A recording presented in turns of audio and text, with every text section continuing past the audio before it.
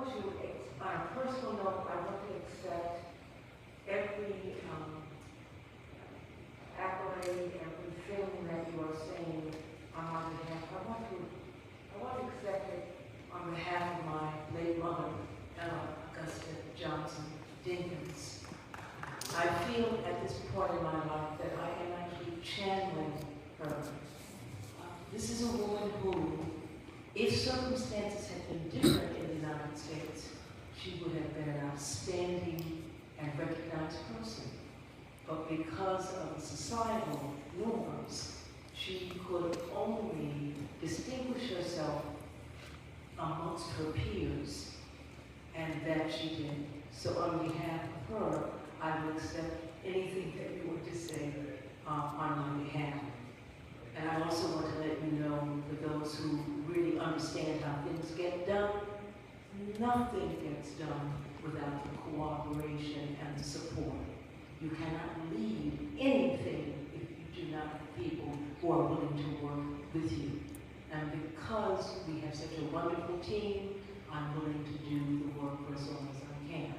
Having said that, I'm going to ask our Vice President of the Board of Directors, Dr. Tom Hara, to stand. Dr. Hara, and be recognized. And now I want to move quickly to the most significant and long-standing relationship that our organization has had in the Central Florida community, and that is with the University of Central Florida.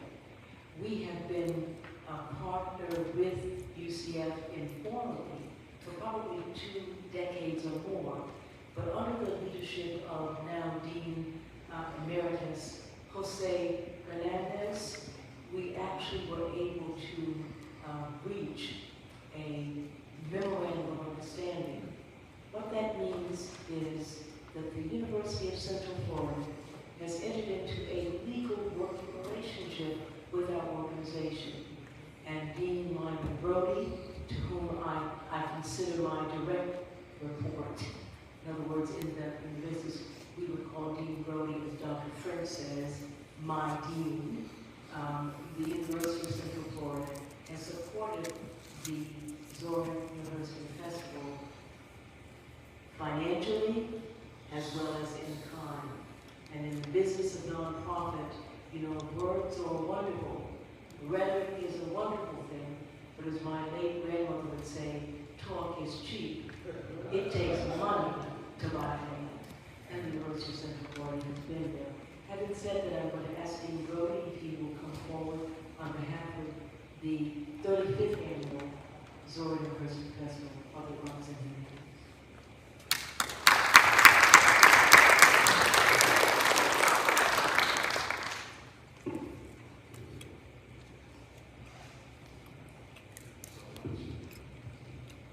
It's not often I get a chance to be in the pulpit, so I'm happy to be here. It's a great day for us all here in Central Florida. As NY said, you know, we've been partners actually since the beginning. This started with Catherine Seidel as dean, I think it was in 1988, when we had our first actual partnership conference, and now it's been formalized. So, you know, we're just really happy to be here. You know, and I'm really happy to have this collaboration with all of our dignitaries from Africa and the Council of Mayors. It's really a great privilege to be part of this wonderful unity of collaboration and cooperation, and mostly a lot of learning. And I hope you all look forward to this weekend and soak it all up, because this is a rare occasion that we're all in the same room at the same time with the same purpose. So this is a great occasion for all of us to be here, and we may talk along the way, and I hope I get a chance to meet every one of you in the room and share at least a greeting and a time. In fact, when we were introducing the contingent from Africa, I was looking up my DNA, and I said, let me see, I do have some Cameroon, I have a lot of Nigeria, You know, I have a little band too, and all kinds of interesting things. So I'm looking forward to sharing some time with everyone here. So on the greetings on behalf of Dean Moore, Jeff Moore, my boss, and I want to welcome you all to this conference, well, multiple conferences, I should say, actually, at the same time that's going on. And I just wish you a wonderful weekend. So thank you so much for being here.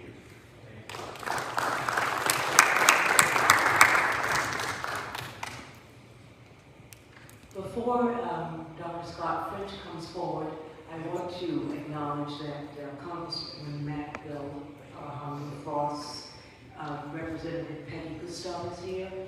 Ms. Gustav, would you like to bring views? Oh no, I just wanted to yes, thank you so much everyone for being here this morning.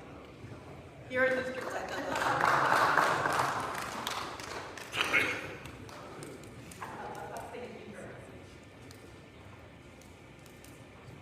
Just very quickly, thank you so much for acknowledging the office of Congressman Maxwell Hungerford. You're a U.S. Congressman here, representing the historic town of Keynote. We are so proud to be here and to be part of this conference. And j'ai deux à dire, bienvenue.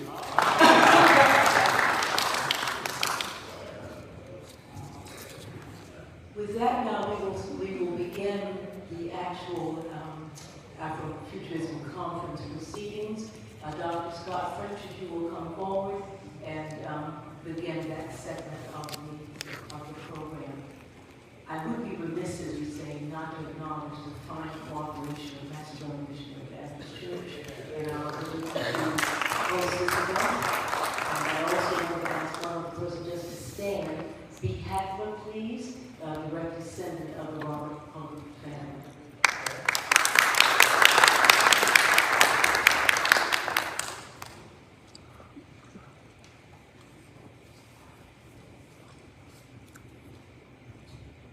Thank you, Dr. Nathiri. Good morning, everyone. My name is Scot French. I'm an associate professor of history and director of public history at the University of Central Florida.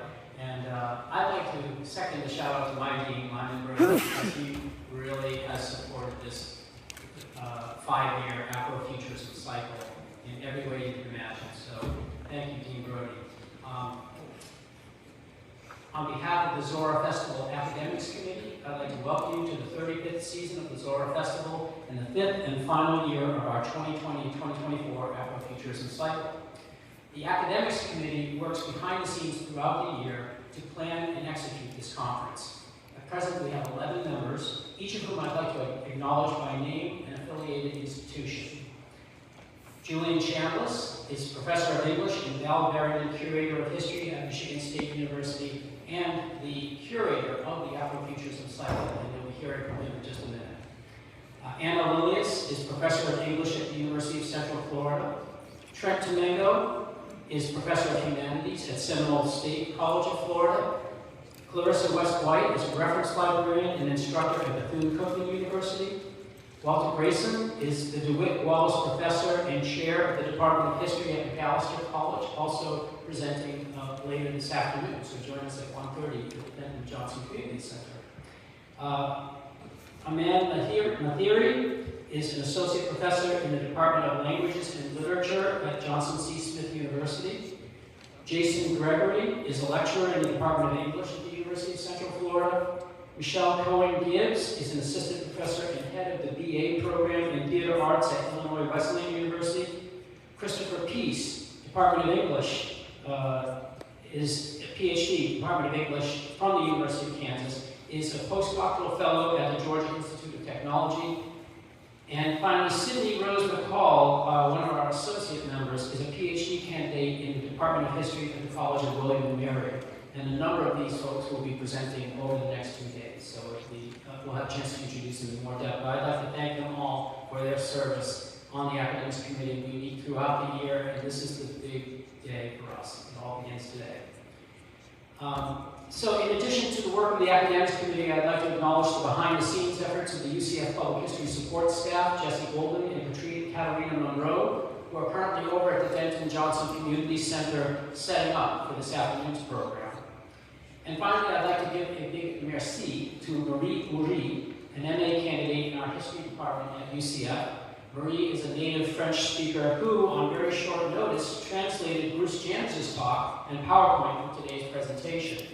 And I just want to give a shout out. She has a book coming out based on her thesis and the memoir of her grandfather.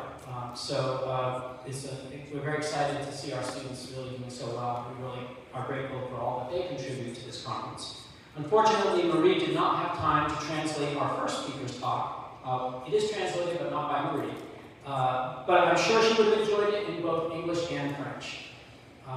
And now I get to introduce our keynote speaker and curator of the Afrofuturism cycle. Julian Chambliss is a professor of English with an appointment in history and the Val Berryman Curator of History at the Michigan State University Museum.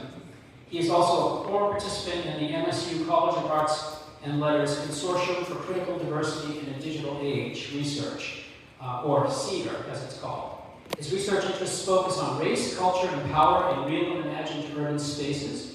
His recent writing has appeared in the American Historical Review, Phylum, Frieze Magazine, Rhetoric Review, and Boston Review. An interdisciplinary scholar, he has designed museum exhibitions, curated art shows, and created public history projects that trace community, ideology, and power in the United States. Dr. Chambliss, as I mentioned, is a member of the academics community, but he's also on the national planners for the festival and has been working on this cycle for 5 years. He's stepping down after today, and so it's a sad moment for all of us. We're extremely grateful for the work he's put into conceptualizing and implementing this event, from the first year's opening question, what is Afrofuturism, to this year's focus on Afrofuturism in space. The title of his talk today is The Hungerford Legacy and History of Black Futures. Please give him a warm welcome.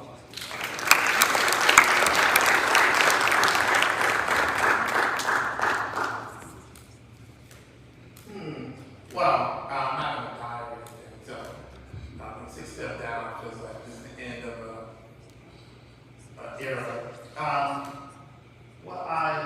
Those slides relate to my talk. Before I get to that, I want to say a little bit about the cycle. In particular, Scot points out, this has been a 5-year journey for us as academics.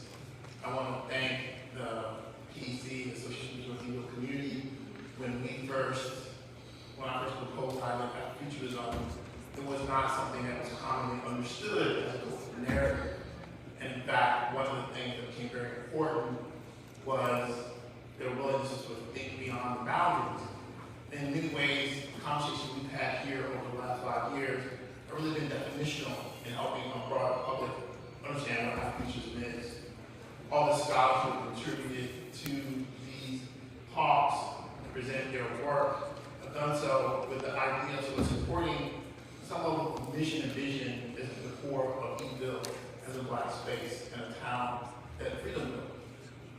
Our speakers have been varied and accomplished, but at this last moment, I really want to talk about the fact that we did have Angel Vez here, who recently passed away. He was a scholar of African diasporic spaces, wrote about Black spaces in South and also South Africa. He was a huge fan and admirer of the person and the work of the PEC. So having him here back in 2021, talking about the vision of Afrofuturism, is really one of the things that was a special moment for us. We really want to acknowledge his contribution and his passing. It's a real loss for all the scholars who think about Black spaces and Black culture. As I think about the end of this cycle, I am proud. I take all the blame and some of the credit related to how it all turned out. Obviously, this was an opportunity for us to help the public sort of integrate things they understood in relation to Black people and Black spaces into a broader set of conversations about person. As I said at the very beginning, if you think about what Afrofuturism is, and you think about the work of Zora, she's an Afrofuturist. She advocated for thinking about Blackness and thinking about Black culture in a way that's positive, transformative, and uplifting. Ultimately, all Afrofuturist narratives have that same goal, not one of thinking about Blackness in the sort of ways that whiteness would want to contaminate and shape it as a negative thing, we recognize the contribution, transformative effects of Black cultural production as a tool for liberation and transformation. This last conversation in the cycle, what is the space of Afrofuturism? I have to really admit, every year when I think about the theme that year, I think of it as a question, I think about the program as the answer. If you don't know what Afrofuturism is, we kind of are obligated to try to tell you. At some very basic level, this is a public humanities project, meaning we're trying to share not with academics, but with the public, important ideas that matter to their world, to their worldview, and to the decisions they may make. The question of space is a particular one, though, and I have to admit, it is perhaps the most complex of all the ones that we've covered so far. When I say space, do I mean outer space? If you're a fan of Zora and the work of that early generation of Afrofuturists that people recognize, they think about science fiction, they think about what I think of other, they think about Samuel Lyman, they think about the music of Zora, they think about Coltrane Circle and the way that jazz and blues represent the cosmic transformative ideas. Am I talking about inner space, the space of the mind, the ways that we might transform our thinking? In truth, the spaces that we're talking about are both. And perhaps even a third space, that space created by data and technology and the possibility of the self projected into electronic bodies, electronic boxes, and things like that. But we're also talking about very physical spaces. And it's, I think, very appropriate that historic Black town settlement, World Congress of Mayors, Eatonville is the site of the start of that Afrofuturism conference, in part because the Black towns of the late 19th century were spaces that were imagination engines for African Americans seeking to tell a story that was different from the one being perpetrated by society at the time. They were projections into the future that advocated for transformation, liberation, and uplift. So my conversation today is really not so much as formal paper, because you don't do that, things like this, you don't read your paper. I'm going to talk through some ideas related to the contemporary debates in Eatonville, because they have become, I think, at some level, a kind of full circle set of conversations. What is it that the people wanted to do when they created Eatonville? And when you think about the current debates about the Hungerford property, how does that fit into that sort of legacy of imagination and spatial transformation that's so important? So the title of my talk is The Hungerford Legacy and the History of Black Futures. And my first question, do I need a clicker? Actually, that just occurred to me. Am I clicking? All right. My first question is, what's at stake in the debate about the Hungerford School property in Eatonville in Central Florida? And I always want to start this question by creating some context around the history of African Americans, especially during the Civil War. So the next thing that you see here is a classic image associated with that period. This is from Thomas Nash, who's a very important figure in the history of visual culture in the United States. He was a cartoonist and illustrator for Harper's Weekly. And this is a classic image that he created called Emancipation. As you'll know, the center of this picture is Abraham Lincoln. Now, the problem with this picture, of course, is that if you're looking at this and you're a white person, you think, oh, Lincoln did all these great things to try to help Black people, because the history of Black people is sort of told in the narrative of this image. But the reality is that Black people are an important part of their own liberation idea.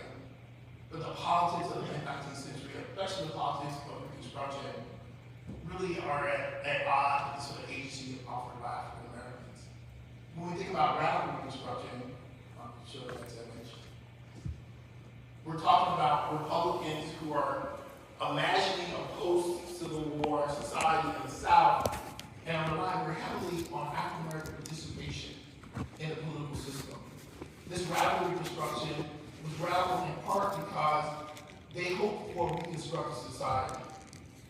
Next slide, please. That Reconstructed society required African American participation. At the same time, the primary question on the minds of white people in the North and in the South is, what is this nature of black citizenship going to be? Are black people going to be, in fact, citizens like white people, or are going to be something completely different, secondary in all ways, no matter what? As we can see, when we look at the sort of ideas of the period, if we're looking at African Americans in the South, any idea of a Reconstruction society, next slide please, really calls attention to the fact that if African Americans have full participation, they represent a transformative force in the possibility of politics and social order. As these flat maps from the 19th century show, next slide please. African Americans would be key figures in any kind of new Reconstruction society. And Florida is a prime example of this. If you look at a figure like Joshua Walls, next slide please. Walls is a Reconstruction era politician who was elected, and he really captures many of the same ideas that we associate with many of the white politicians that were elected in the aftermath of the Civil War. These were reform-minded politicians that sought to make the Southern system more equitable, to make it serve people in a way that allowed for education, public services, and the uplift of everyone, not just simply black people. And they demanded that the government, as sort of operated, achieve these sort of outcomes that we associate with like a liberatory democratic society. Alas, their efforts ran into the reality of white supremacy. And as this image, next slide please, shows, these African Americans had to contend with the extra-legal resistance of white Democrats and the eventual overturning of their efforts to reconstruct society. Next slide please. The redeemed South, as is so referred to in the history books, is not redeemed in any way that's meaningful or good, but redeemed in a way that white supremacists could assert control and eliminate the vision of freedom and liberation articulated by African Americans. So, how does the end of Reconstruction set up the sort of journey towards the creation of these sort of black freedom spaces? Next slide, please. This is a question that I think is very important to sort of situate Eatonville and ultimately the spaces that it represents. In the aftermath of Reconstruction, which is the definitive period that we talk about in history books, and I have to admit, my students always complain, especially my black students, if you read the history books in the United States, there's slavery, there's Reconstruction, there's Jim Crow, and then that's it. But in reality, there's a much more greater set of complexities at the end of Reconstruction and the rise of Jim Crow is really at the center of what Eatonville represents. I'm particularly interested in the idea that in the aftermath of Reconstruction, black people are active and not just simply reactive. Next slide, please. Those reactions are very well known, and for the history of black studies and black culture, we know that African Americans involve themselves in multiple kinds of techniques in response to this sort of transformation. There's the exodustral movement, where they move to places like Kansas. There's the Return to Africa movement, next slide please, which is a recurring theme in African American experience. Obviously, displaced from Africa, many African Americans were often engaged with both materially and ideologically with a return to Africa. And this it has a sort of cyclical nature to it. Sometimes those efforts to return to Africa are driven by white people who want to get rid of free black people, but many times African Americans of different stripes are interested in the idea of return to Africa. And the same is true at the end of Reconstruction. And then, of course, as I say, next slide please, there is the creation of black towns in places like Kansas, and next slide please. Those efforts represented an important part of black people seizing their opportunity to be mobile in a period where they've been given freedom, but were facing these sort of restrictive realities. In Florida, this is the story of those people who stayed behind. And I turn my attention to T. Thomas Fortune, who is one of the figures who has gained a lot more notoriety in recent years because he was a character featured on the HBO series The Gilded Age. But Fortune was originally from Florida. His father was a Reconstruction era politician. And he wrote very extensively about the Black experience before he started his work in New York. Next slide, please. Fortune was very clear, much like cultural critics today and analysis today, that the problems of Black people and the problems of poor white people are actually the same problems. And in his classic work, Black and White, he talked about the need for us to recognize the sort of like class-based tensions. But at the core of the sort of oppression associated with this era, we do see that it is pitting the poor Black person and the poor white person against each other, and using violence to reinforce that kind of confrontation was central. So the idea that we see here in 1883, a mob of white people killed a Black man for his willingness to work for cheaper wages is really part of a broader system of control and oppression. Another part of that system, next slide please, is a return to a kind of quasi-slave system in the form of a convict lease system. And this involved the criminalization of Black people in public spaces in the late 19th century. Obviously, books like Slavery by Another Name call attention to the ways that Black people could be arrested for things like bankruptcy, and then through a series of trumped-up charges kept in perpetual bondage. That bondage, in turn, became fuel for the economic transformation of the New South.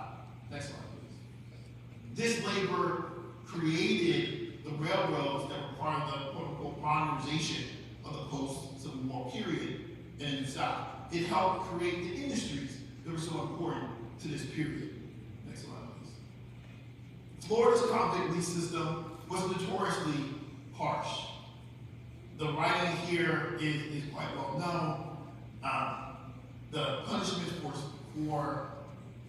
Florida people who were arrested and placed in convict lease systems were extensive, with abuses to their bodies and their minds, and the extension of their convict period from seemingly vaguely charged of 30 days could easily stretch into many years. And it was something that was noted at the time, and really becomes a Black mark that we really fully haven't talked about enough in the context of the contemporary period. Next slide, please. Oh. So, obviously African Americans were not just sitting around just thinking, they are on the move. And it is actually the movement of Black people, first from the land to the cities in the South, and then out of the South, that creates much of the social tension associated with this period. We've read, and people have written extensively about the concerns that White people have about the loss of Black labor in this period.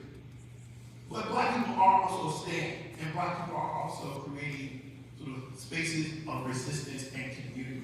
And that's the next part of the story that's so important. This creating these Black counterpublic, places where Black people are going to articulate, pursue, and envision the future, are really pivotal to understanding our contemporary landscape. Next slide. These spaces were central to creating a kind of political, social, and economic system that allowed Black people to endure what historians often call the nadir of the 1880s and 1890s. They relied on kinship, they relied on communication, they relied on cooperation. Many of the same ideas that animate the organizations that you are meeting here right now. These organizations also help to funnel resources in the creation of institutions that wanted to tell a different story about the Black experience. It's important to recognize that they were involved in an ideological struggle as much as they were involved in a political struggle. And the ideology of the time, and the ideology that was sort of defined, I would argue, Edenville and many of the Black towns, was really attached to Booker T. Washington. Washington is, of course, the most famous African American of the late 19th century. He's a pivotal figure, sort of stretching back to that period, the period before and into this sort of modern period where we see the rise of new self-leadership like it does in the boys. Washington is notorious in history books in part because he's associated with something called the Atlanta Compromise. And that speech, though, is actually more complicated and his ideology more fluid than people give him credit for. Next slide. This is a picture of the Atlanta Compromise slide. Next slide. Washington is famous for Up from Slavery, which is his autobiography.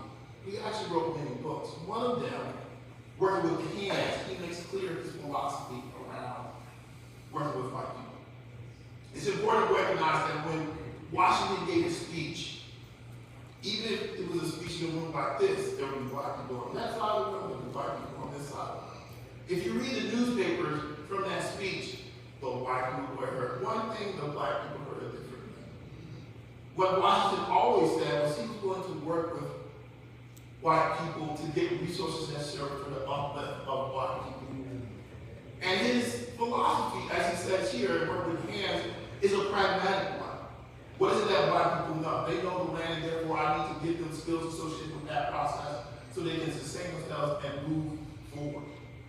He was very clear in his goals, but never actually clearly understood by his white allies. For those people who followed Washington in Florida, they actually thought themselves as constructionists, meaning they were constructing something that will allow for their community to persist into the future.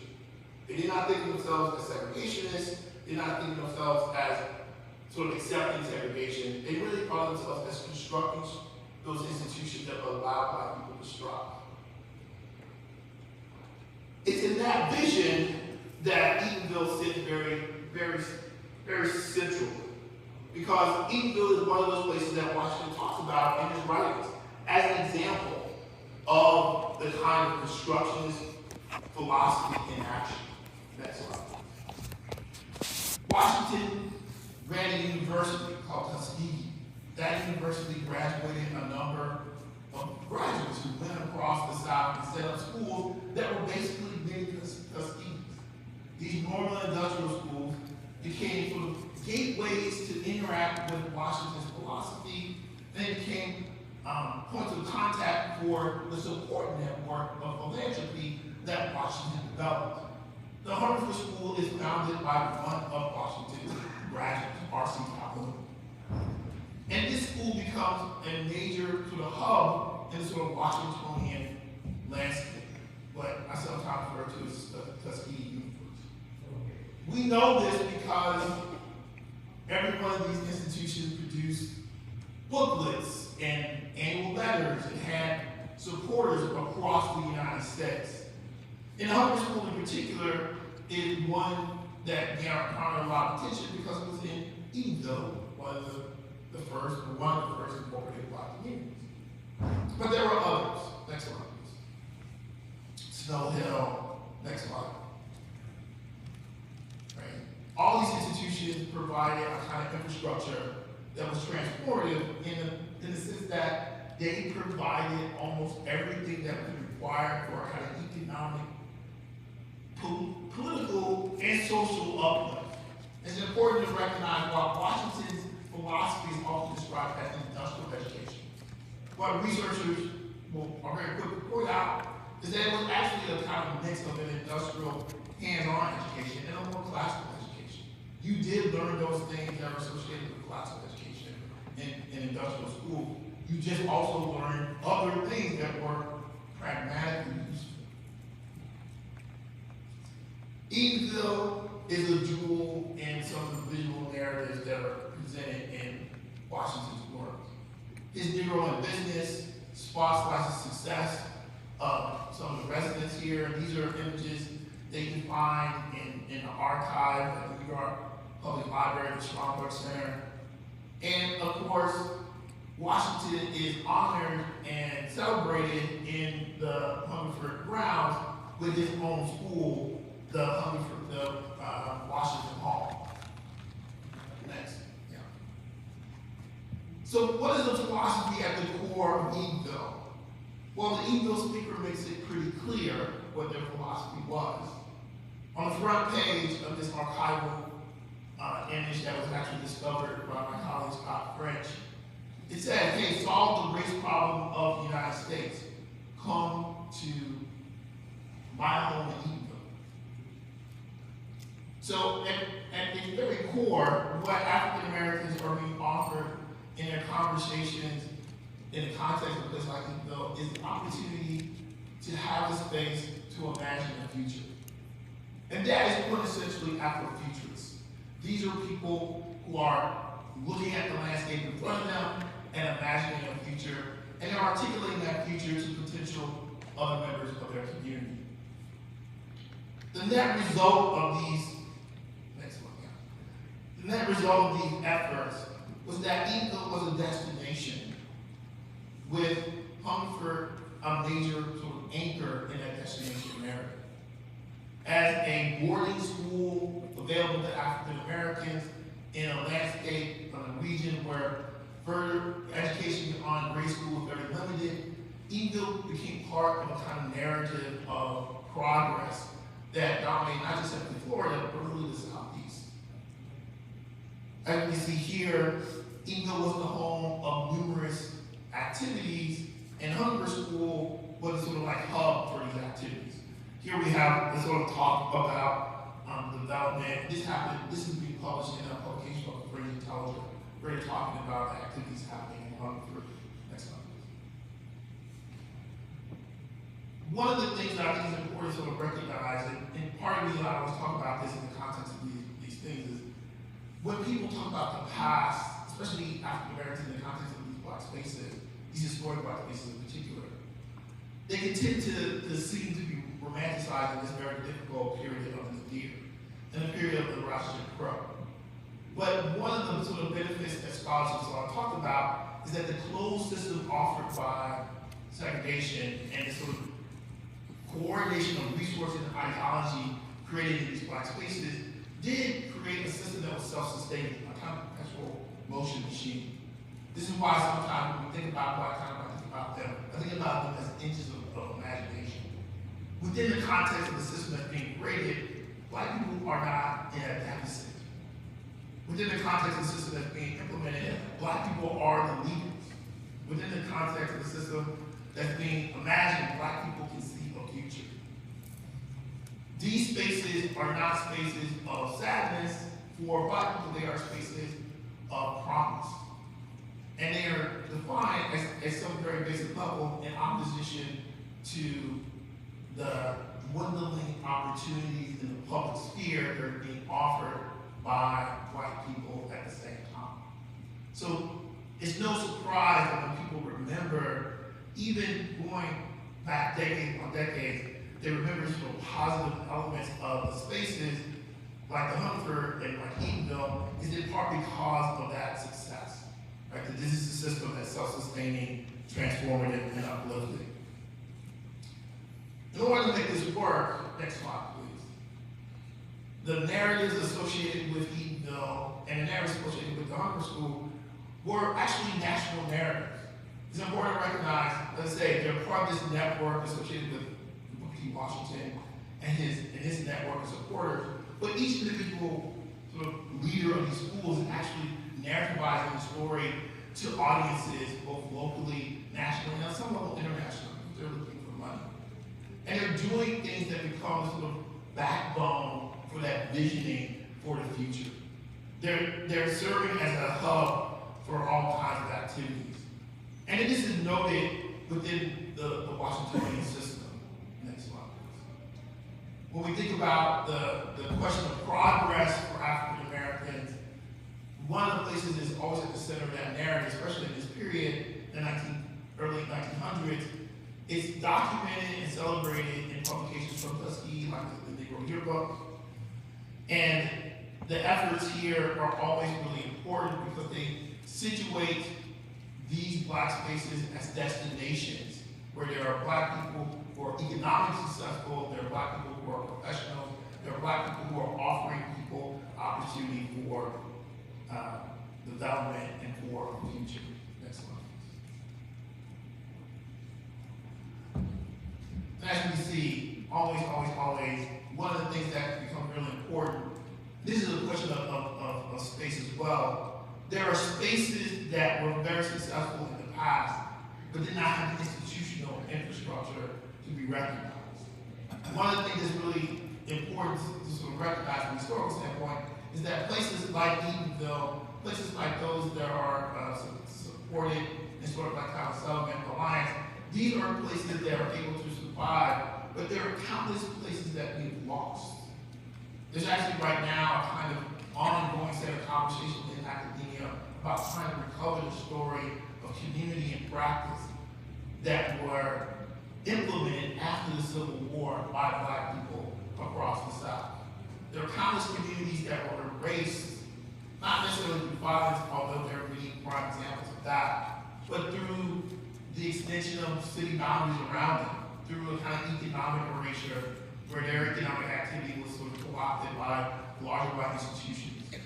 And we only have to sort of search back and see that there actually was, and over a long period of time, very persistent effort on the part of African Americans to actively pursue a kind of future vision, free from the oppression associated with Black people. Next slide, please. I always come back to Eatonville in the context of these questions, in part because Eatonville had that national reputation as the first historic community, in part because Zora Hurston created that narrative in the public's mind. We get debate about who was first, but the reality is there was a moment where the sort of founding period we have a large number of Black towns. But Eatonville sort of stands apart in part because Hurston wrote about it so eloquently, and then Washington celebrated it through photographs. These spaces and the leadership offered by African Americans, next slide, are always really important to the narratives that are being promoted nationally. As we get past World War I, there's a tremendous still desire for African Americans to try to transform and interrupt the oppressive system that's been created in the context of Jim Crow segregation. And even in this context, education in the South and education in Eatonville remains very important. These advertisements from The Crisis, which is the magazine of the NAACP, call attention to only two educational institutions in the state of Florida that you can go to, at Warwick College and Hungerford. This gets us to a kind of pivotal period in the story of African Americans, both locally but also nationally. In the aftermath of World War I, we did a long period with NAACP's activism around desegregation. This has really tough consequences in the context of Eatonville and other Black spaces. In particular, in this post-war period, especially after World War II, Part 2 of World War I, what is the sort of space being offered for Black people, and how does Eatonville and Hungerford sort of fit into that? Well, this is perhaps the most controversial part of our contemporary story, because obviously in the aftermath of the war and the idea of trying to end segregation, there's tremendous uptick around civil rights activism. We see it in the Double D campaign, we can see it in the sort of court cases that are making their way around education at different levels. And the idea here is particularly important, which was like a kind of class dynamic. And I recognize this in particular when we talk about this in the context of Eatonville and Florida in particular, because the NAACP's narrative becomes one of the sort of defining narrative of the period. Orange County has some of the highest sort of participation, and Florida in general has high participation in NAACP. So that legal campaign to overcome segregation is an important part of the rhetoric and ideology of the region. In the post-war period, we see veterans in Central Florida pressing on things like housing. In fact, they're very successful. One of the first housing subdivisions for African Americans in the country is actually in Orlando, and that's Washington Shores. So we see African Americans sort of pursuing the sort of agreed upon narrative associated with liberation and transformation in this post-war period. Next slide. Next slide. But at the same time, Hungerford remains a destination.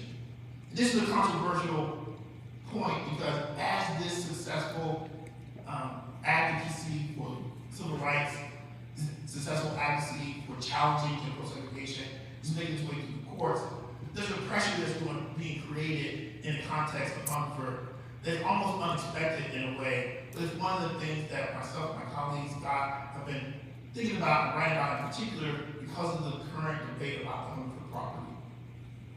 So, The current status of the Hungerford property actually stretches back to this political moment. There was a public debate in the 1950s about what to do with the Hungerford property. As my colleague Scot has talked about and written about, the trustees of the Hungerford property have drastically transformed by the time we get to the mid-century. Many of the black trustees or trustees that were more adherent to the Washingtonian vision for the school have gone.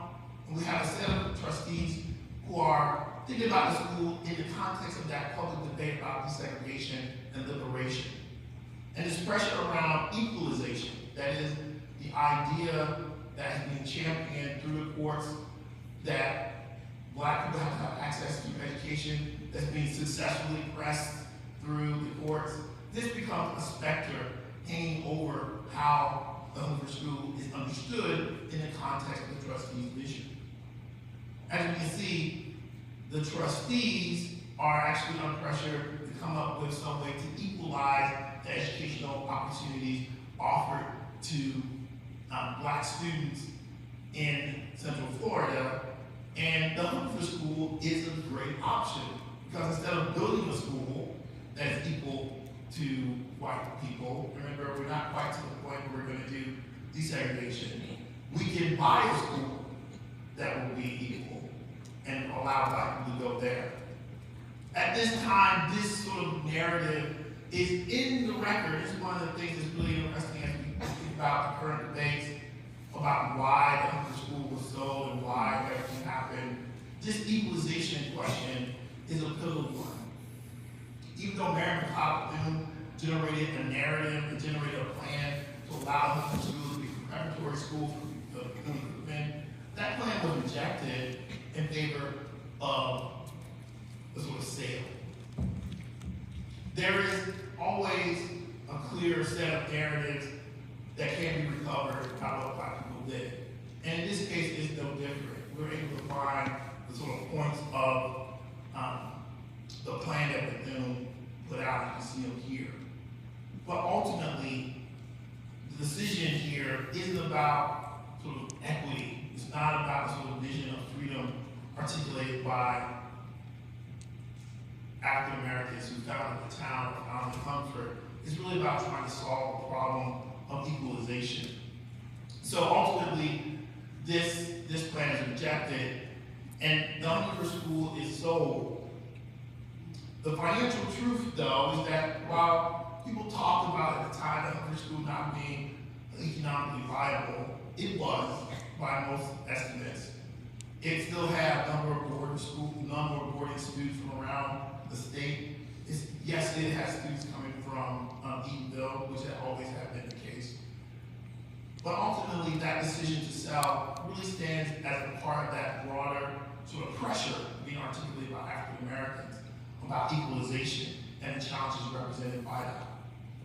As we think about the sort of consequences of that in the contemporary period, it's important to recognize the Hungerford challenge today is a direct result of this sort of misinterpretation of the landscape of the past, or at least from my perspective, an overlooking of the nuances around the sort of external pressures associated with the landscape of the past. Our current debates about the Hungerford property and our current debates about Eatonville proper, and really all the historical black spaces, have to take into account the sort of cascading consequences of the past. Next one. Next one. What the Hungerford Festival of Arts and Humanities often does is that it brings to the fore a legacy of black thought, black practice, black creativity, and makes that a sort of central part and central to people's minds, and places, I think, that legacy in conversation with the contemporary moment. This is something that was really key to Zora Hurston's philosophy. Ultimately, I always tell my students what Zora Hurston's real revelation is there's nothing wrong with blackness. And that is fundamentally something that sort of Western colonial slave society cannot abide. So every time a person does something, she always does it from that perspective. And that really gets you at the center of why she faces the challenges she faces. But ultimately, when we think about the sort of story of Hungerford, the story of Heatville, the story of the sort of post-Civil War experience, what we're really talking about is the power of Black people imagining space. We're talking about the power of Black people pushing forward and imagining the tools that are necessary to have a future that is transformative, uplifting, and liberatory. And I think that is the thing that I would always appreciate about the Zora Festival and its efforts every year. Thank you. And I did it in your time.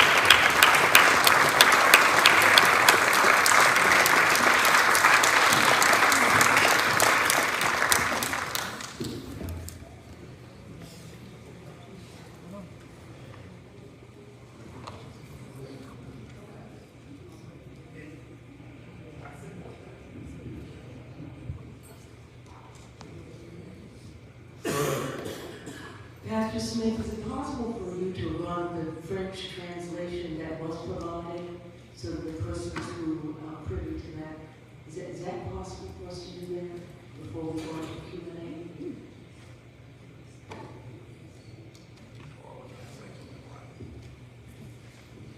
We'll just go through so that you have at least the essence of what he was saying for those who aren't, for whom French is the first time.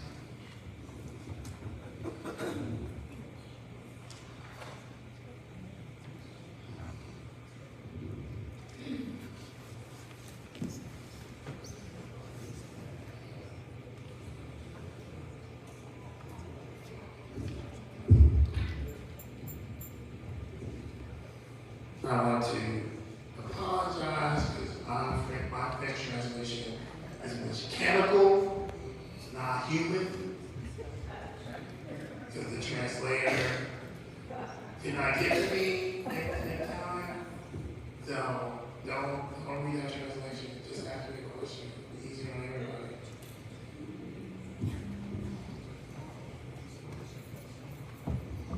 I promised my colleague Scott that I would be 40 minutes, and I'm very proud of myself.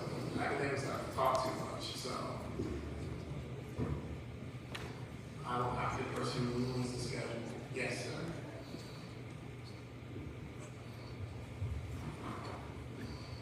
Related to Brodie Washington's ideology of marrying the needs of the Black community to the understanding of vital community and harmony to the community.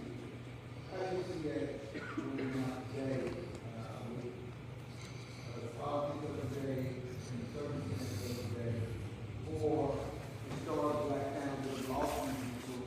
How do you see today?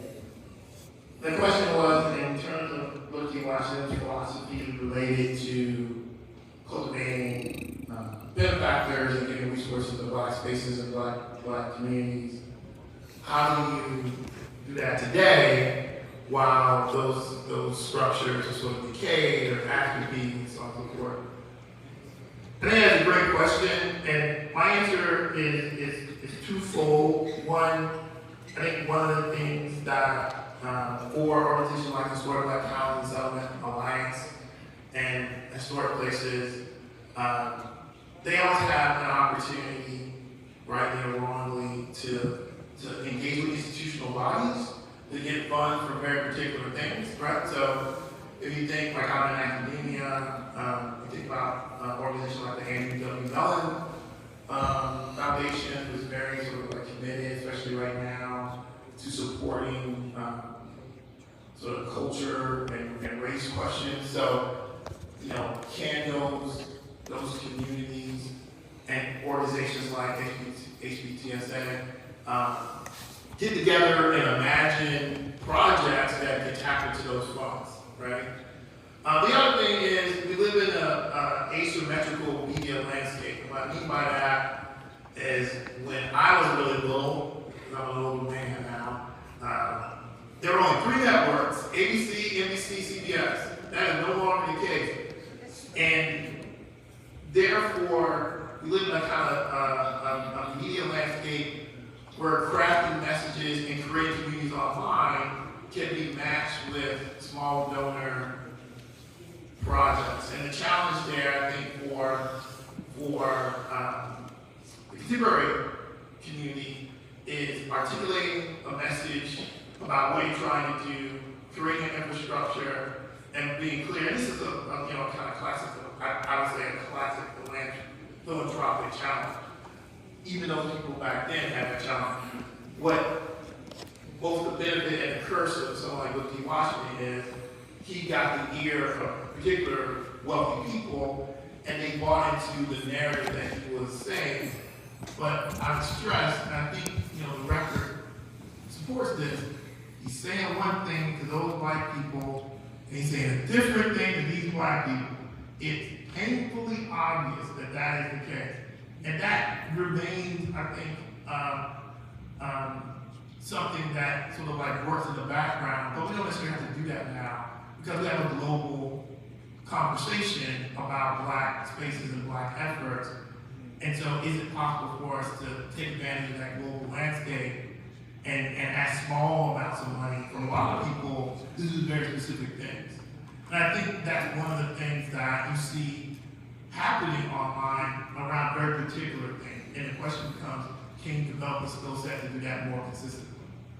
Right, so those two things, and my colleague Walter does a lot of this kind of work and talks about it a lot, and he'll be talking later on. Those two things are the ways that you sort of leverage institutional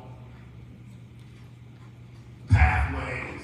And this, there's always a difference between a city doing something versus a neighborhood, right? Like I work with neighborhoods that are struggling with gentrification. They can't do things because they're just a neighborhood. But if you're a city, you can do things that individuals can't do. And that's fundamentally true. I can, work with a historic black neighborhood and be like, hey, let's try to get the streets named after the black founding members. But there are a lot of white people who own property who I don't care about the former black founding member, right? Like, you just can't do it. You don't have that problem if you're a municipality, but the municipality has a problem of articulating a vision and establishing goals and finding the grantor or the institutional body that's going to, do that with them and marshal their own point. So it is complicated, and I'm not going to suggest that it's not, but that is a legitimate pathway, one that individuals don't have. And then if you're looking at the individual, can you create a narrative that those individuals can participate in? Because one of the things very consistent about Eatonville is that everyone who doesn't live in Eatonville knows about Eatonville. Even in the even the early 20th century. Like they can read stories about Eatonville in Illinois, they can read stories about Eatonville in Iowa. There are a lot more black people in Iowa than in my past early 20th century. But why? It's because they wanted to tell that story from the very beginning. Hey, this is where you come to solve the problem of racism. Leave those white people behind. Come to paradise. I sometimes joke that Eatonville is like greater than and NY, Nathiri, who's the head of PC, always is fun to me for that. But in some ways, it is a mystical place in the minds of many people. It is a place that exists in literature, and it exists as an affirming place. And that is very compelling to people. I would argue that there are similar narratives about many black towns. I was born in Alabama. I know Tuskegee. Right? I wasn't born in Tuskegee, but every black person in Alabama knows Tuskegee. There are ways that all these narratives can be articulated, right? And can you tap that into small dollar things? Yes, ma'am. Hi, I really enjoyed your presentation about very, very informative. You talked a lot about Washington dividing his audience with white and black. I just would like to know, in the 21st century, do you think that divide is always based on white and black, or do you think now we should be divided in four sections between white women, black women, white women, white women? Do you think now this is the time to talk about that? I just want to know. All right, so the question is, first, they go to Tom. And second was, Brodie Washington sort of had a divided audience, and should we keep our divided audience down between black women, black men, white women, white men. Is that right? Yeah. Two things I would say to that. First, I think it's important to recognize that class is actually a very important idea here. And so I would look at what someone like T. Thomas Fortune was pretty clear about. Like, if you think about what is driving the sort of ailments facing people of color, those are the same ailments that are facing poor white people, right? And so the divide, race is a tool in that divide, gender is a tool in that divide, and one of the things about Afrofuturism that I think is always very, very core is that it is a black feminist ideology. Like, part of the way that Afrofuturism philosophies will operate is that it recognizes intersectionality, it recognizes the ways that oppressing women and oppressing black people are really, the root cause of the same sort of like desire for control, right? Why is it that people care about only one part of the real estate of black women's bodies? Like, one part, arm, leg, who cares? But the womb, I really care about the womb. It's about control. That control stretches back to slavery, right? The path of the status of the child, the status of the mom, right? Like, it's this exact same set of ideas. So there's a way where we have to sort of recognize that a philosophy that interrupts that colonial narrative, when it demonizes, uses race to demonize and then uses race to dehumanize, is connected to these same set of ideas. And that's a rethinking for the people of color, and it's a rethinking for white people, right? So division isn't the way, you're like, hey, we have to have a narrative. To me, it's not the way. You have to have a narrative for black men, a different narrative for black women, and a narrative for white men, a narrative for white women, then a narrative for trans, and then a narrative for like bi, and then a narrative, right? Like, it won't work. By the time you get, it's a game of telephone about liberation. That's not the idea. So instead, I would say, hey, what is the root cause? The root cause is about oppressing people in extraction and power. What disrupts that? What set of policies and practices disrupt that? You don't have to like transform the entire system. You can just build a set of policies and practices that lessens the impact of that idea in whatever you do. And I would argue that you're being more towards the Afrofuturist idea of liberation. And I think my time is up. Good morning. Good morning. My name is Albert. If you could, if you have any kind of questions, please try to step towards the mic. That's serious. That way, people that's tuning in can have to hear the questions. So we want everyone that's online to be able to hear what your important questions are. So please take a moment and move to one of these aisles where the microphone is located. Okay? Yes, sir. Just in apologies. I'm an educator myself. I've actually gone to Islam for the world. I've lived in Islam for a year and a half. Focused on bringing education for children. I also have educational workshops in some of the top boarding schools of the world. Right? In my perception, I think you're very correct in this class distinction, right? Because I've never seen a difference in intelligence, whether I'm dealing with children in Islam from South Africa, children in Islam Albania, inner city in England, Ireland, and the form of colonialism. Colonialism has always managed to establish itself as a power base by destroying the education systems of the countries that they've taken over. What do you feel would need to be done to change or provide opportunity in inner cities and Obviously, we're in Florida. I grew up in Florida. There's a war on education in Florida, especially around the question of race. Ultimately,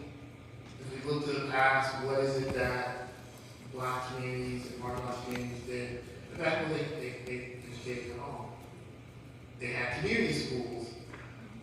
We do have a benefit, I think, at some level of the digital age, so there's more information available, but that's not necessarily knowledge. I always caution my students, you might have read that, but did you understand it? Like, you need some context by which to understand these things. And we need to sort of recognize that there are open models for liberatory education that have been championed for many decades across the United States and around the world. And we want to make those things accessible to people through digital tools. I'm very proud of the fact that all the work in our cycle, we strive very hard to make that open educational work, that we go back and read, and see, and participate, and see the things that people are talking about, and say, hey, this book, that book. As much as humanly possible, we can do on and things like that. And those are really important pathways for everyone to recognize. Those pathways have to be multi-pronged. So when we think about this in terms of children, it's easier, but when we think about it in terms of adults, it's more complicated. And adults need education too. That's why in the labor movements of the world, there's always conversations and talking amongst the workers about what it is that we think we're trying to do.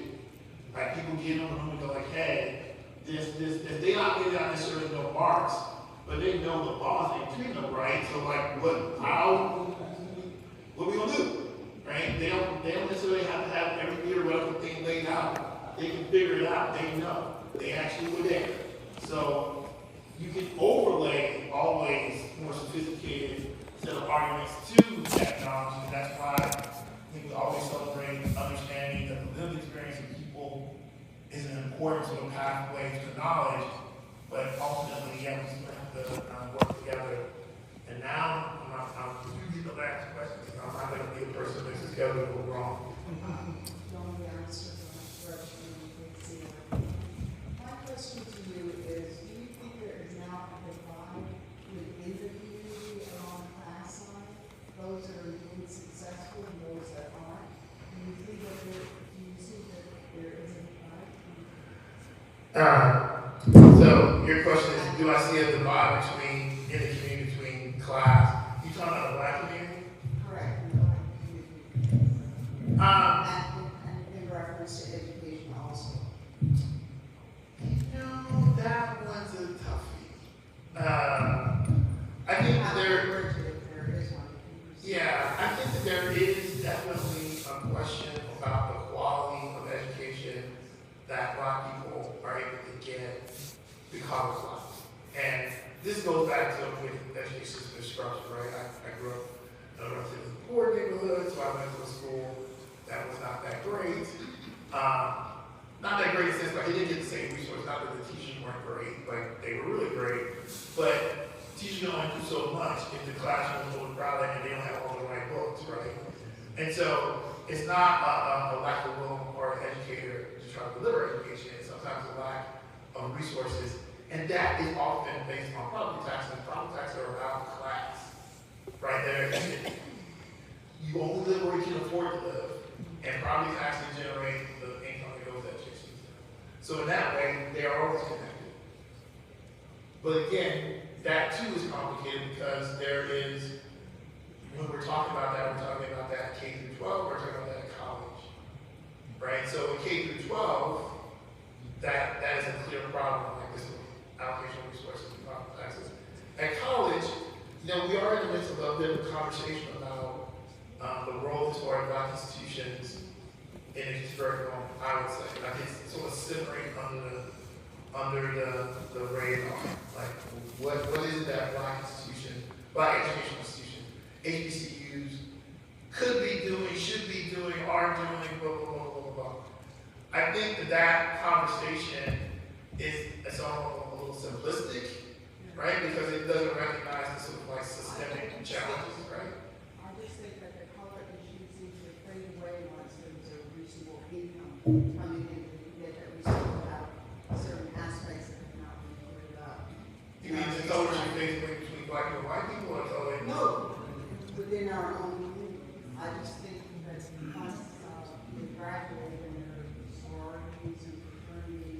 they now no longer realize that there is still an issue with the color. There's still an issue separating us. Well, in terms of economics, I'm saying, they don't look back. They go back to the community. They don't give back. Okay. Yeah. Well, you know, I think I will end on this point. I think this goes back to the gentleman's point. Is there infrastructure for them to sort of give back in a way that's understandable? Because, you know, it's always important to recognize, I always tell my students, like, we live in a world that my great-great-grandmother would, like, not believe. And so we are living the Afrofuturist vision that other people imagine. Right? So there's a way where, like, we have to continue to modify what that liberatory benchmark is. Like, we have to, like, understand what that looks like. And again, that becomes a question like, are we having these conversations about overcoming oppression? Like, are we having conversations about the outcomes? And in some very basic way, we're having those conversations, but we're having them perhaps too small. Like, if all of my friends get around the table and we can solve all the problems of the world, and all your friends get around the table and they can solve all the problems of the world, maybe we should all be around the same table solving all the problems of the world, right? And like, I think that is a real sort of like structural question, and that's why meetings like this perhaps become very, very important. So I'll say thank you.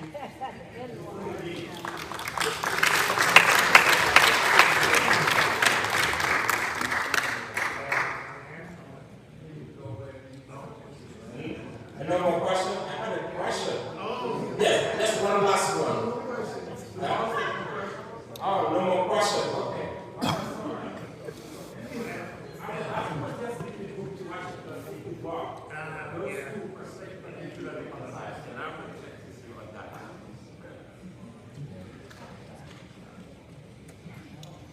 Thank you, Dr. Chambliss.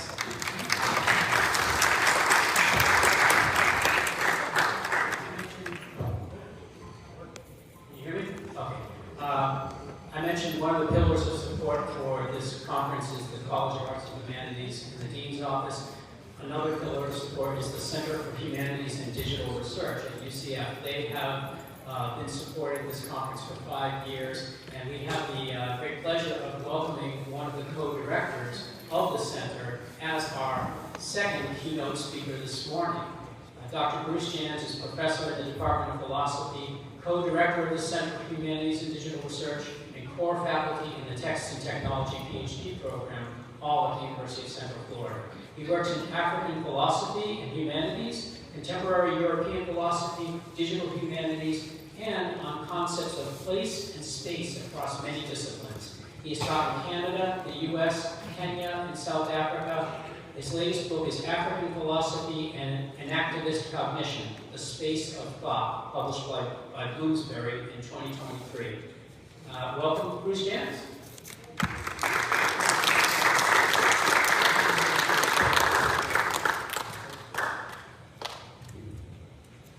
Great, thank you so much.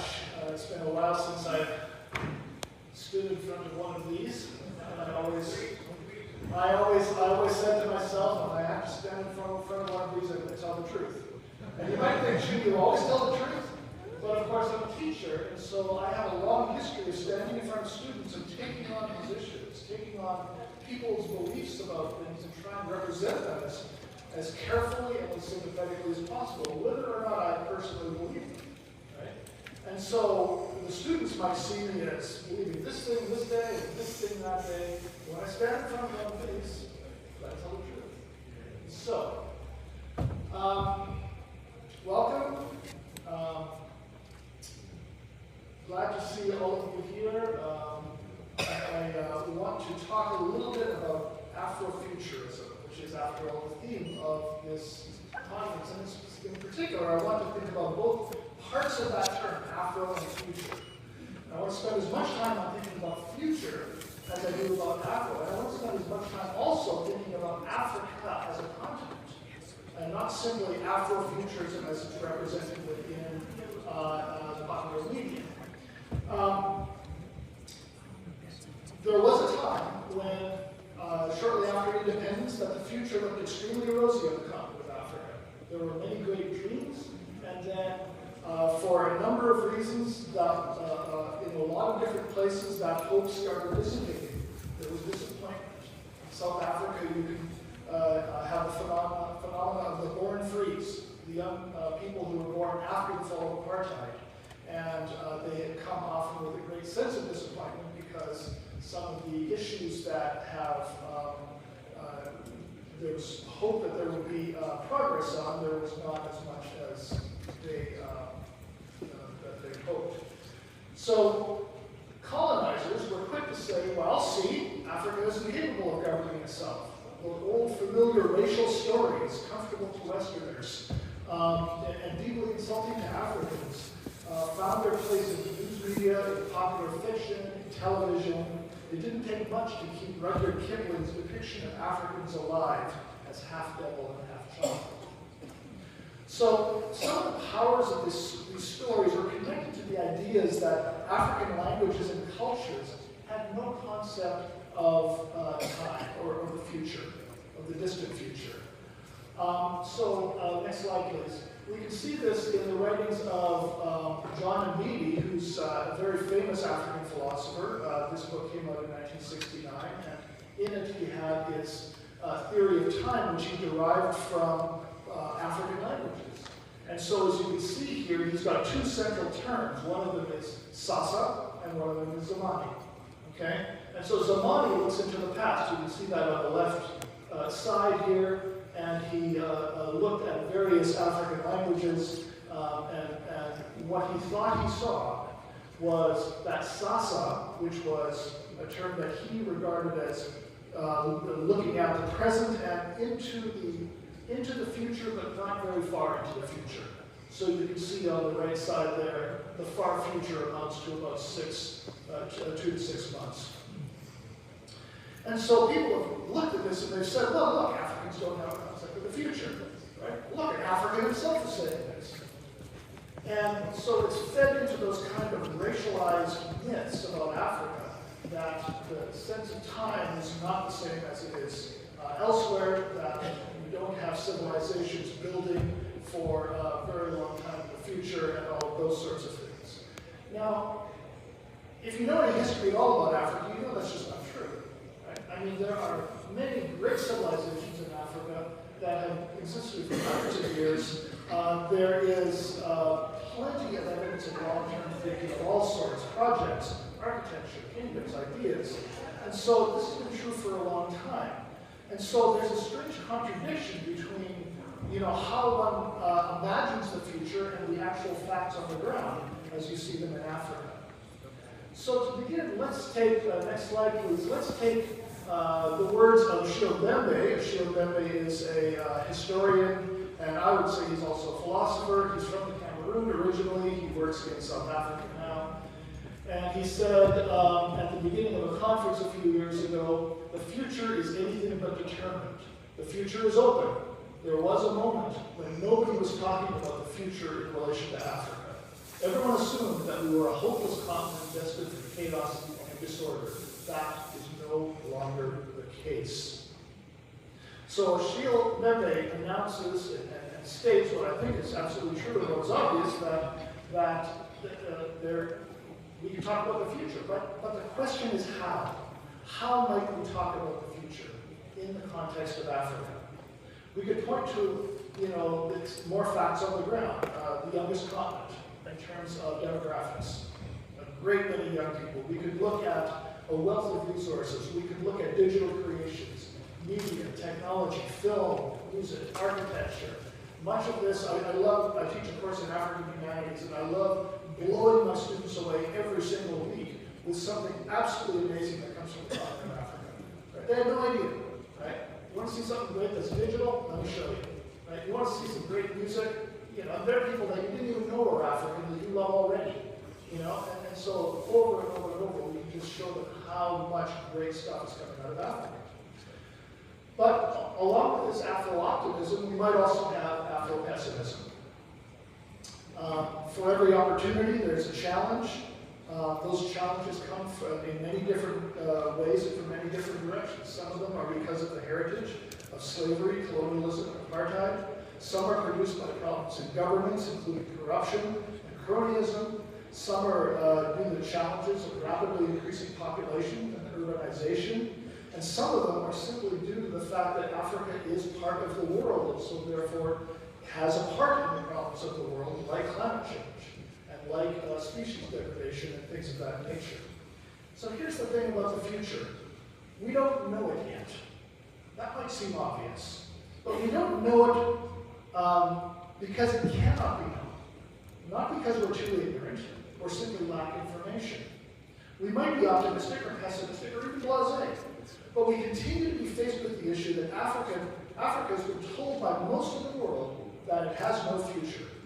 It has no future not because it will disappear or something like that, but because in its very constitution it's not capable of having a future. That's the story that's been told by especially Western media. So I'm here to tell you something that will probably not surprise you. That view that Africa has no future is rooted in racism. It does not deserve to be taken seriously. But then given that, how could we think about the future?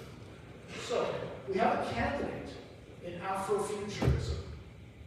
Afrofuturism is not primarily a philosophical movement, but an artistic and aesthetic one. It's literary, it's musical, it's cinematic. So surely Afrofuturism must give us some direction. And yet, the South African writer Moholi Mashigo says, Afrofuturism is not for Africans living in Africa. Next slide, please. We have Nathiri Okorafor. Actually, that's the beginning. If you go to the slide after that one, there we go. Nathiri Okorafor, who's a very honored science fiction writer. She's won Hugos and Nebulas. If you know science fiction world, she's kind of won it all.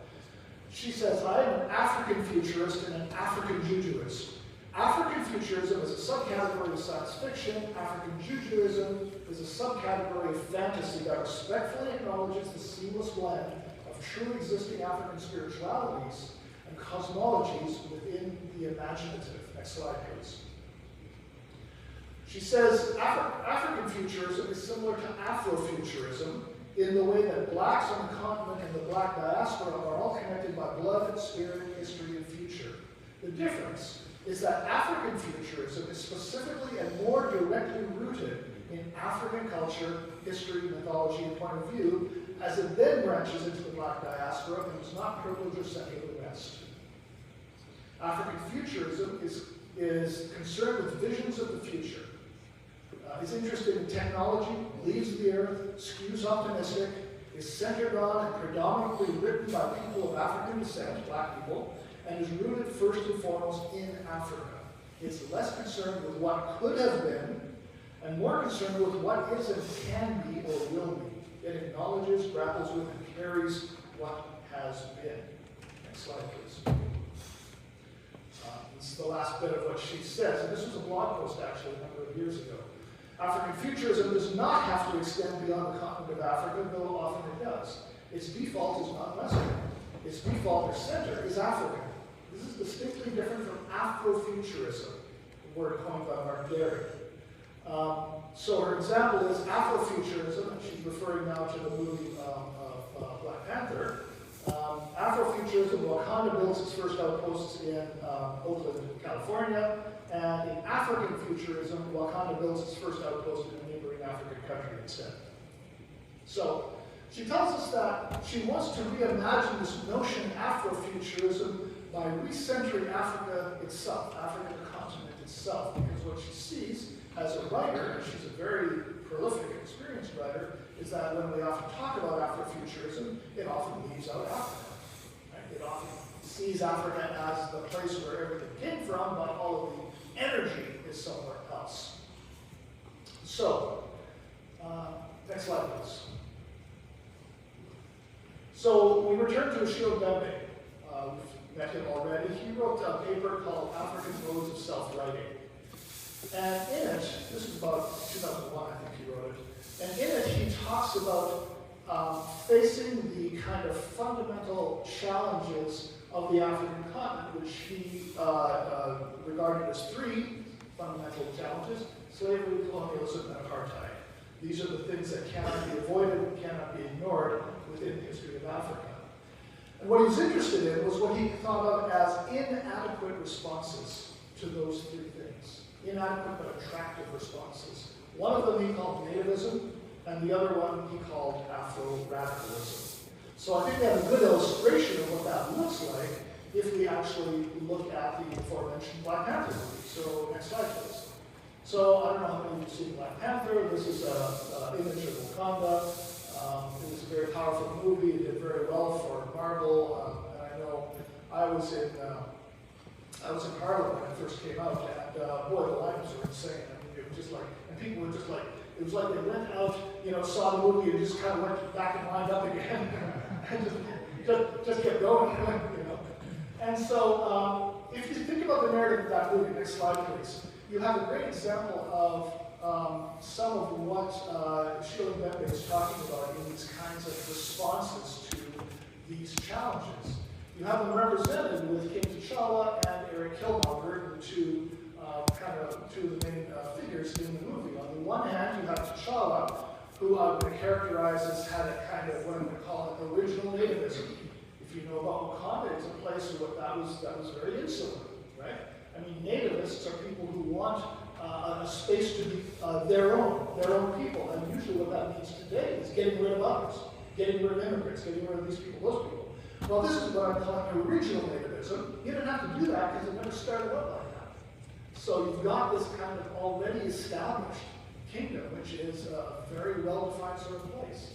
It's a technological utopia, and it maintains its restrictions for the good of the world, as well as for the good of Wakanda. So that's the one side. That's the nativism side of Shield Bembe's two answers that he finds problematic. The other side is Eric Killmonger's side. That's the Afro-radical side, right? What he wants is to use the tools of Wakanda to overturn the world order, to enable those who have been marginalized by racism, by slavery, by apartheid, by all of those evils, to be able to finally speak back, to finally set the world right. Okay? Next slide, please. So what happens at the end of the movie? Well, it's a kind of compromise, but it's an interesting kind of compromise. As I mentioned already, we have the first center, Wakanda Center, opening in Oakland. And it is a center that's meant to share Wakanda's wealth and knowledge with the diaspora. So is this really a third way between those two things? Is this a better way than nativism or Afro-radicalism, or does it just follow the pattern of billionaires helping to solve the world's problems by helping the less fortunate? And I mean, it sounds a little bit like what Bill Gates would do to solve a problem. Throw a bunch of money at it, establish an infrastructure. So is this what Afrofuturism really has in store? Billionaire philanthropic capitalism, just directed at a different group of people. Well, see, there's what Ashil Mbembe's problem is with all of this. We can compound that by looking at Derek Bell. Derek Bell, if you recognize that name, if you recognize the idea of critical race theory, it has, of course, been kind of dragged through the mud in recent years, and it's almost unrecognizable. But if you want to go back to what critical race theory really is and really was, you look at someone like Derek Bell, along with a number of other figures. What Derek Bell was interested in was what he thought of as a real race theory that was not simply symbolic. It was not simply a set of symbolic victories. Having the right person in the right place, that's a good thing. Yes, having the first black person in this, that's a good thing. But at the end, he thinks it's essentially a symbolic victory. What he wants really is what he called racial realism. He wanted real material advancement. His argument is that the fact of racism, we look back at the trajectory of racism through history, and what we see is not a move towards its eradication, but one step forward and then it reconfigures itself in other forms and takes on different kinds of faces and masks, and here you are again fighting similar battles. And I feel that in Florida all the time. I feel like I haven't been here before, right? I mean, I feel like, you know, weren't my parents' generation fighting some of these battles, and now here we are again. You know, it just changes those implications and all of that, but it just comes back. And so what Derek Bell was interested in was not just a symbolic victory. We beat this version of it. You know, tomorrow will take care of itself. But he wanted real material change. He wanted something that was much deeper than that. So, what I think we need is a different kind of frame for how we think about the future. If we simply think about it as something that can be controlled, if only we were smart enough, if only we had enough money, if only we could then have some sort of guarantee about the future. I'm here to tell you that nobody has a guarantee about the future, and those that tell you that they do are fooling themselves, right? I mean, we see a lot of contemporary Western society that, in its hubris, thinks that it can control the future. We can engineer nature. Nature comes back to bite you, right? Nature comes back and says, you don't understand anywhere near well enough. You know, we're in an ecological mess. We're in, a resource mess. We're in all sorts of kinds of messes, in part because of our hubris, when thinking that we can control the future. Here is what I have learned. I've learned many things, but here's one thing I've learned from reading in African philosophy. As I look more at concepts like Ubuntu, right, which is common in South Africa, Ubuntu is this notion of togetherness. We together precede any of us as individuals. And so we together are the important thing to understand first. Okay? What I see in those things is not an idea of not understanding the future. What I see is a humble recognition of how to face an uncertain future that we all face, and not think that our attitude should be, we got to control it, we got to master it, we got to dominate it, right? It's a different path. So, how do we get there? Next slide, please. What I want to talk about are three figures who I think really give us a picture of how to get there. Next slide, please.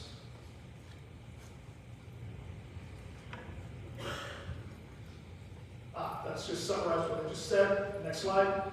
There we go. So the first of these figures is Suzanne Césaire. So you may be familiar with Aimé Césaire. He's famous as one of the central figures in negritude, the negritude movement, along with Léa Damas and Leopold Sédar Senghor. Very important figures in Black intellectual life throughout the 20th century.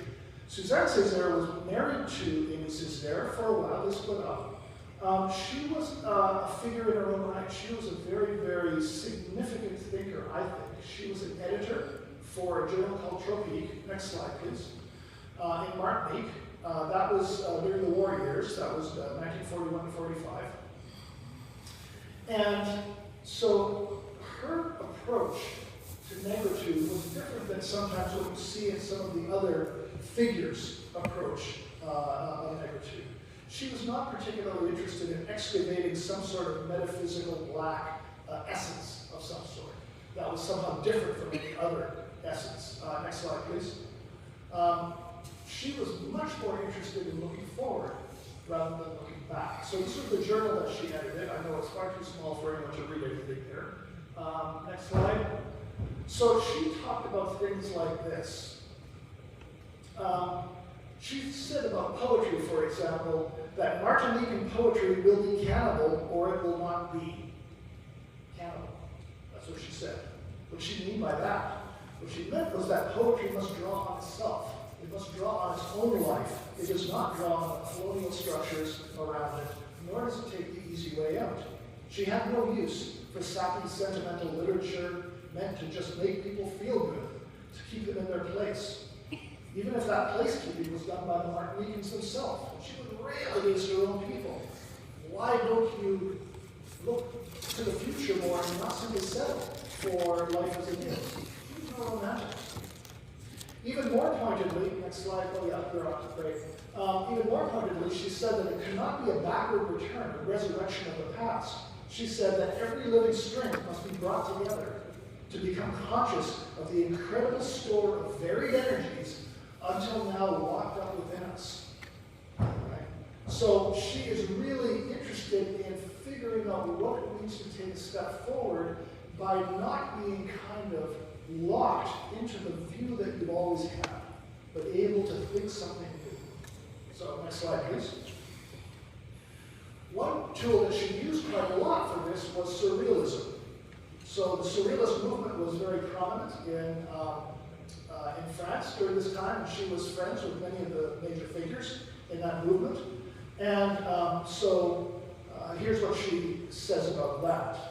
Our surrealism will then supply the leaven from their very depths. It will be time finally to transcend the sordid contemporary antinomies, whites, blacks, Europeans, Africans, civilized savages. The powerful magic of the Bahulis will be recovered, drawn from the very well springs of life. Colonial idiocies will be purified by the welding art's blue flame. The metal of our metal, our cutting edge of steel, our unique commissions, all will be recovered.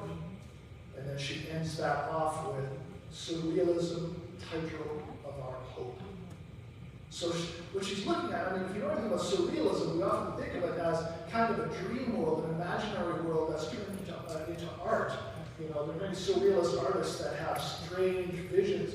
Well, what she's using it is as a way of breaking out from our normal way of thinking about the world.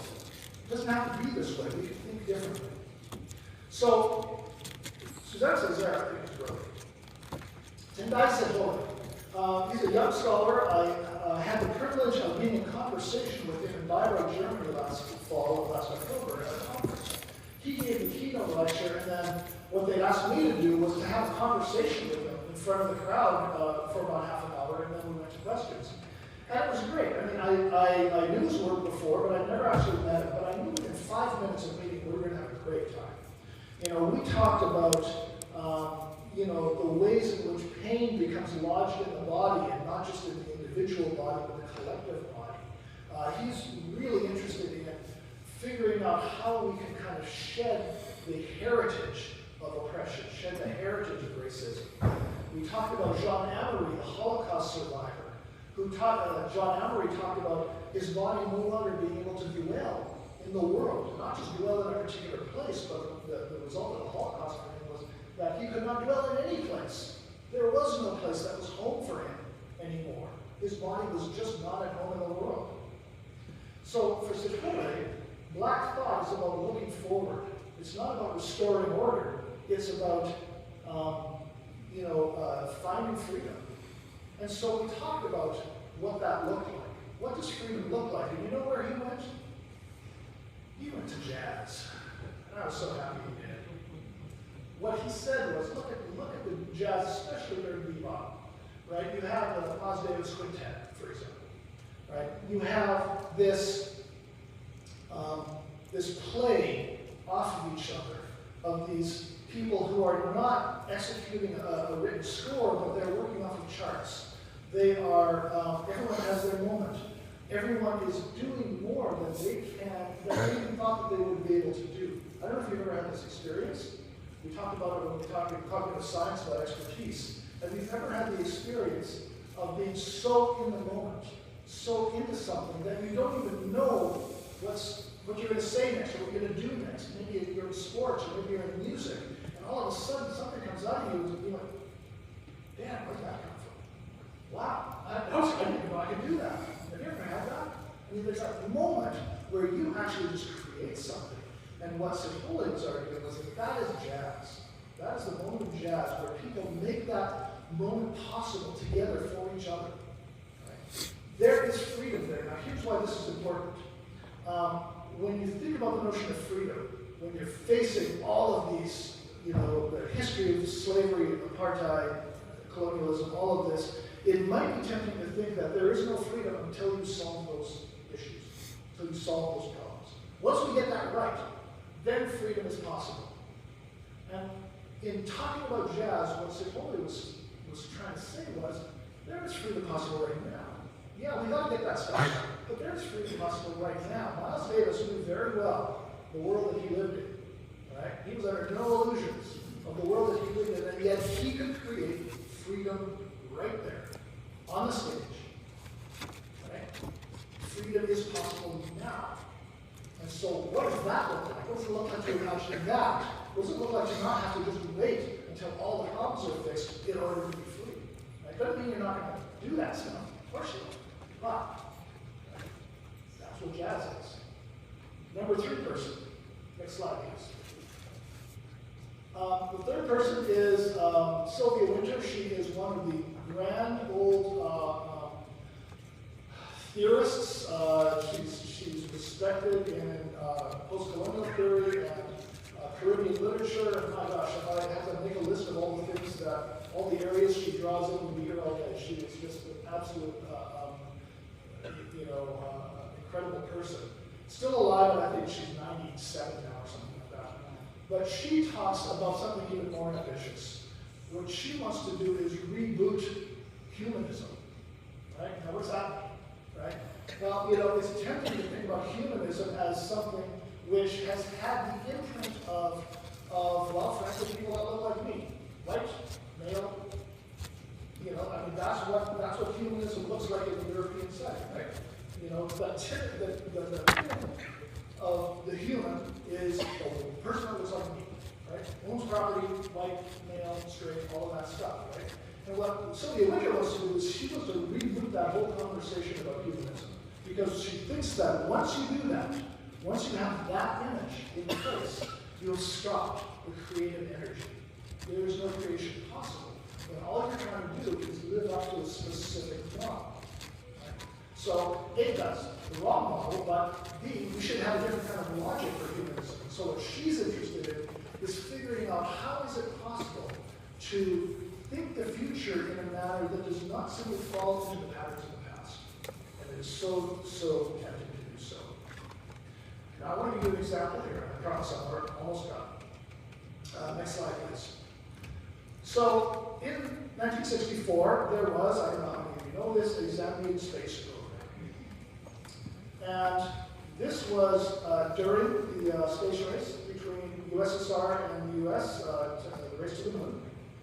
And so in Zambia, next slide please, in Zambia there was this person named Edward Makuka Colosso, and he was a science teacher. He became the self-appointed director of Zambia's unofficial National Academy of Science, Space Research, and Philosophy, which he formed in 1960.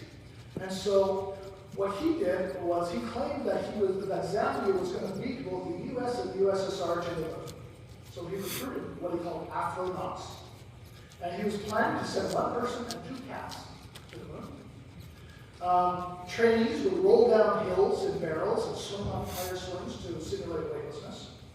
Colosso wore a combat helmet, a military uniform, a flowing cape, and the astronauts sometimes wore green-sack jackets and yellow trousers, although they explained that these were not uniforms, but they were part of the dynamic rock music group, but they were not being astronauts. They were going to travel also with a missionary to convert the Martians to Christianity. So look, it's easy to make fun of this, and boy, if you read the news reports at the time, do they ever make fun of it? Right? The Western news reports, right? Who are these crazy people thinking they're going to go to the moon in this wacky way? When we all know it takes so much science, and so much, money, and so much this and so much that, right? And indeed, it might have been a joke, but not the one that the magazines thought that it was. I mean, here's the thing, the Zambian sense of humor. Zambians here today? No. Zambian sense of humor is clever, it's subtle, it's knowing, it's sharp, It's really something. And so there's a certain kind of African futurism going on, I think, in his vision. Not that he seriously thinks they're going to the moon, he's poking fun at the seriousness of everyone else, thinking that that's the most important thing that we should be doing in this world. Right? He's doing this massive, what we would now call performance art sort of thing. He gets all of these people involved with it in order to kind of help us to rethink, why are these exactly the priorities that we should be having? Right? I mean, that probably sounds like a good idea if you're the US and the USSR and it's all about national pride, but in Zambia, is that really what we should be thinking about? Maybe we should be thinking about, feeding our people and, getting industry that can, participate in the world economy and, all of this other stuff, right? Maybe we should be thinking about that stuff, but yet, the way it was read, it's really fascinating if you look at the magazine and news reports. It's just these stories of, look at these, crazy Zambians, they just didn't get the joke. They didn't get the joke. And so for me, that's a great example of African futurism. And so, what we have here is a kind of answer to the challenge presented to us by Shilbembe. Bembe, remember, is the one who's saying, to answer back to apartheid, slavery, and colonialism, the strategies of nativism and Afro-radicalism are not going to be adequate. Right? They're not going to get you where you want to go.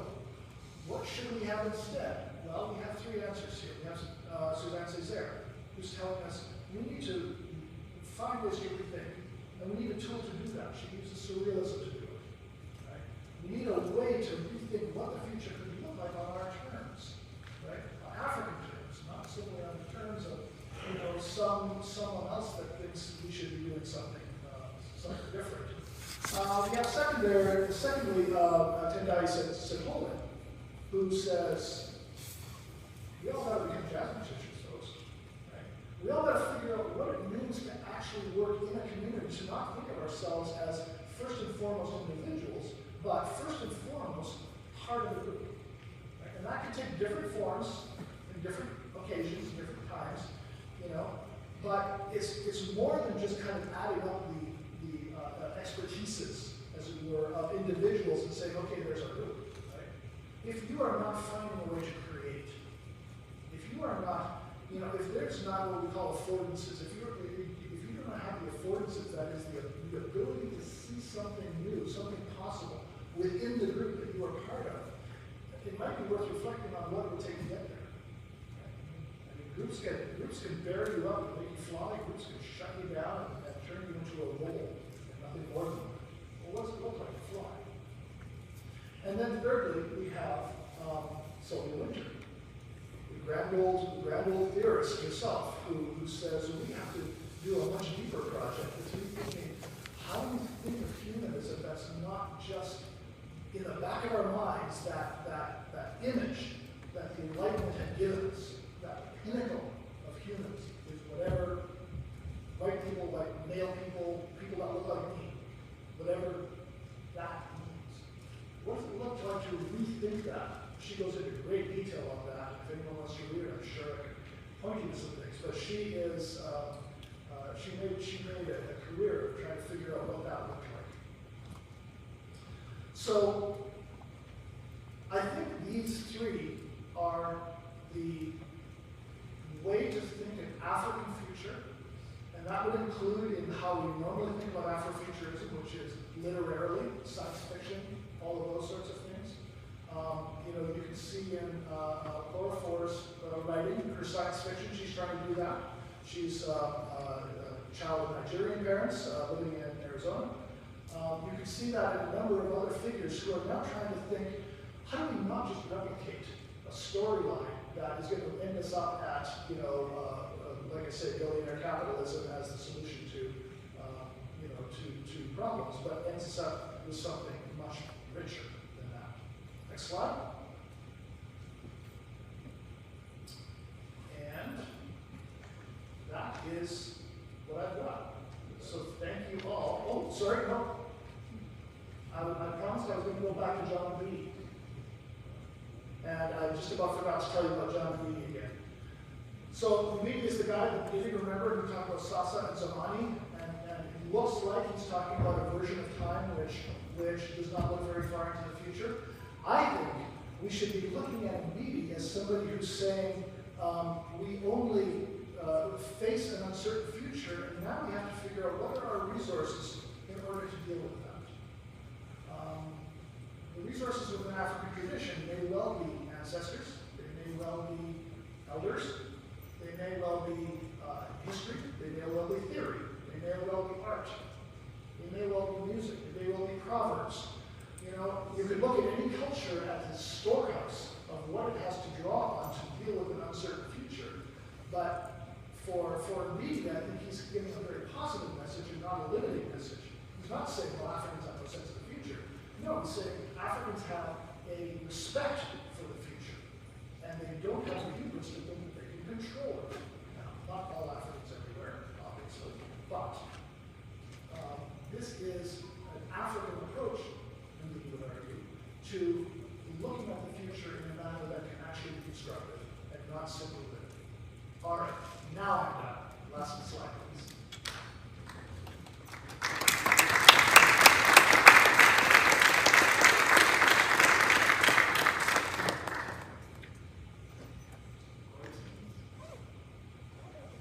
Question.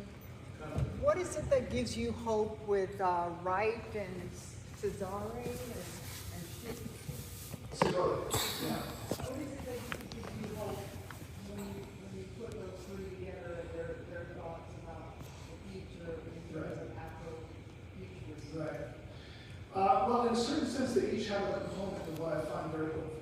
Okay, so I think with Suzanne Césaire, she is writing at a time when you know, when narrative, the concept of narrative was getting a lot of pushback from people. It was being seen as something which, you know, like even Wally Shaw-Inca, the great Wally Shaw-Inca later on says, a tiger does not proclaim its tigerhood, it just pauses, right?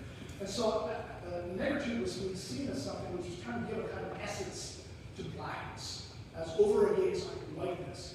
And what I find so interesting about Suzanne Césaire is that she got no time for that stuff. That's not what she's interested in at all. What she's interested in is drawing on the richness of the past, of the people who have gone through stuff, and not being bound by it, not being limited by it, but being able to think something new. You know, the hardest thing to do is ask a new question, because we are so reliant on our past questions. So that's Suzanne Césaire. Tendai Sitole, I find him just inspiring in terms of thinking about what that mechanism might look like and what I'm going to call the affect, feeling of it. You know, anyone who's been in that moment where they're taken beyond themselves, where they're, you know, like a jazz musician, which is just suddenly playing things that they didn't even know they could play. You know, when you know, a sports figure just, you know, makes a shot, does something, they say, where did that come from? You know, there's a certain sense that is made available by what's happening around us, by the people that we're involved in. It's not just me and my brothers.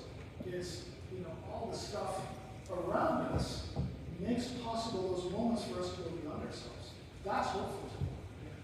And then with Sylvia Winter, I mean, she's just so inspiring for me because she really kind of dismantles our way of thinking about our entire modern narrative about ourselves for the last 400 years, and she just puts it right back together again. So, in a certain sense, it's inspiring because there's nothing inevitable about that story we have told about humanism.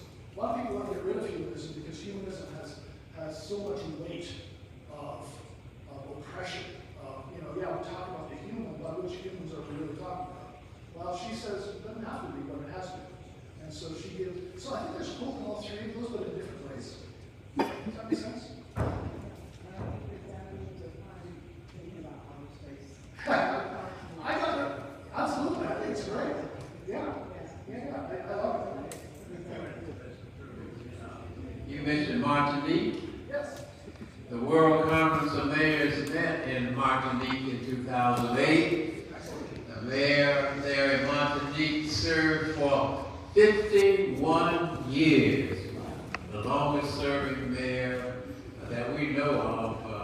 anywhere. Ain't exactly, that's what I'm saying. We know exactly who it was.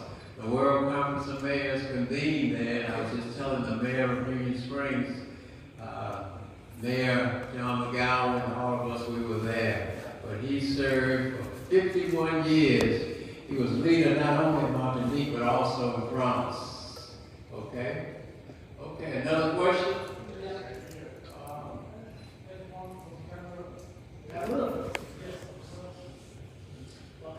Thank you. I'm glad to listen to what you have just said, and I have a concern. By listening to what I've heard here, it's like black people or African starts with either slavery, colonialism. Today we can talk about neocolonialism. So I seem to think of what I've heard, that there is no past for the past African people. Right. And this actually gives the right to talk about the African futurism to such a way that we have to build up, whereby there are a lot of facts with the, let me say, how do we call it, pandemic, coronavirus pandemic. Coronavirus pandemic has brought to the knowledge of the world that we should not limit black people only to their culture and music, but in the sense of a science, let's say medical science, there is not much more that is already available, existing, true facts that we have experienced. Not that it just exists now because of the pandemic, but because at least the world was not able again to show what they are capable of. And the black people got conscious of who they are, what they have, what they can do, and they just gave a tip of what can be shown to the world. So if African futurism is just linked to the spiritual aspect of things, what about the macro? What makes me black?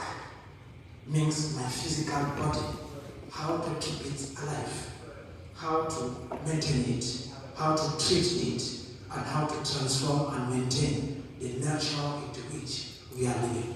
Thank you.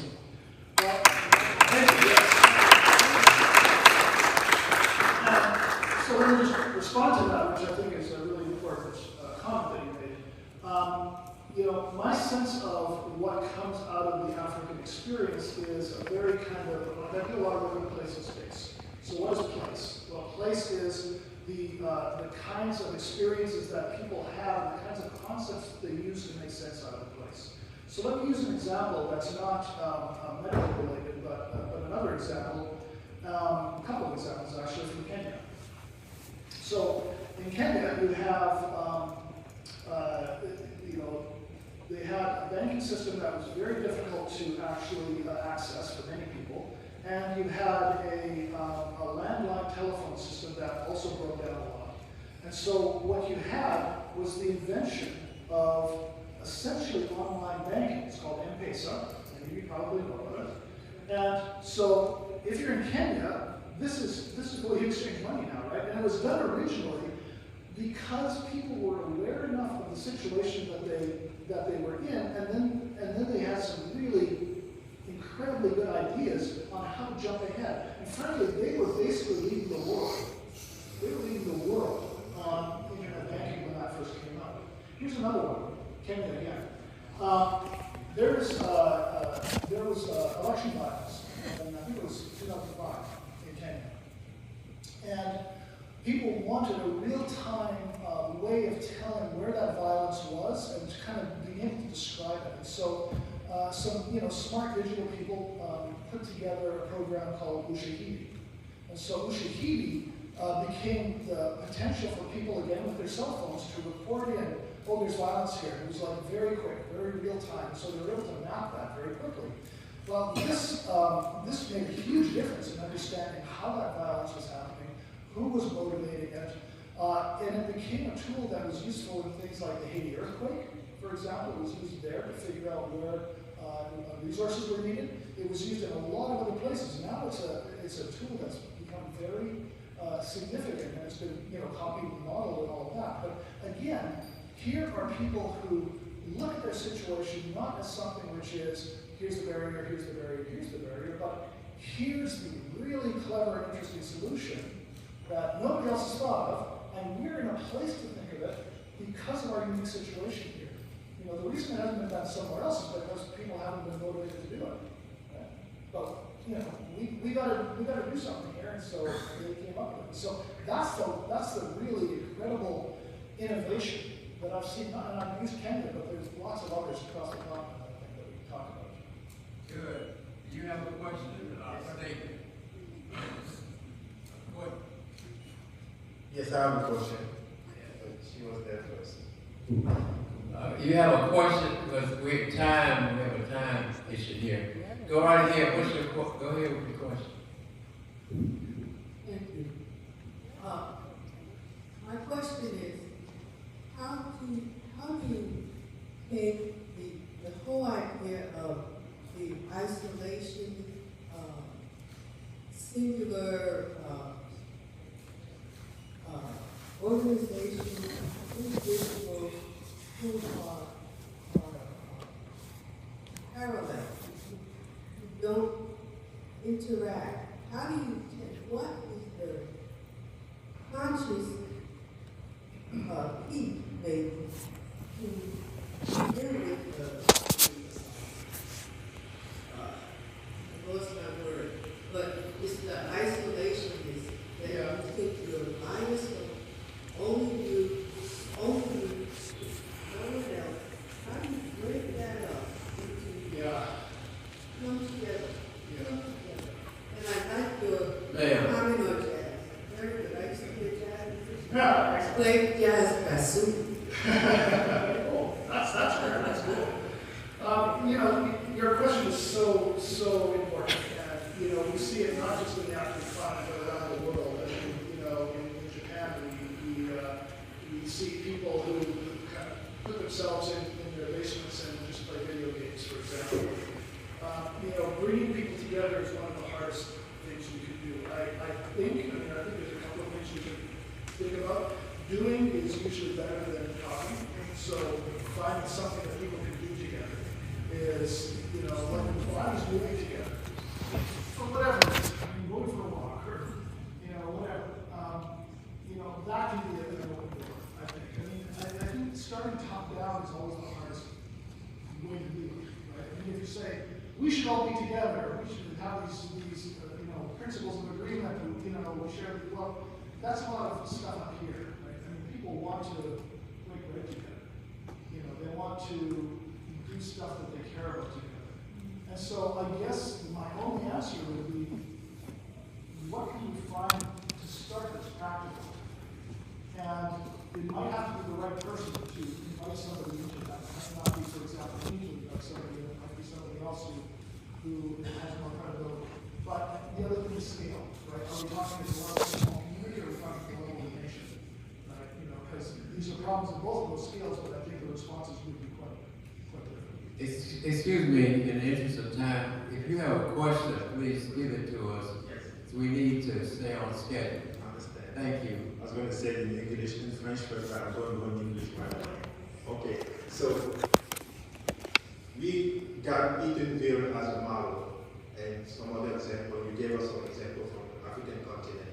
The question is a city like Eatonville today be transformed from a model that for Afrofuturism and African futurism, we both hear, which is the model that we can emulate or we can be inspired by for the future?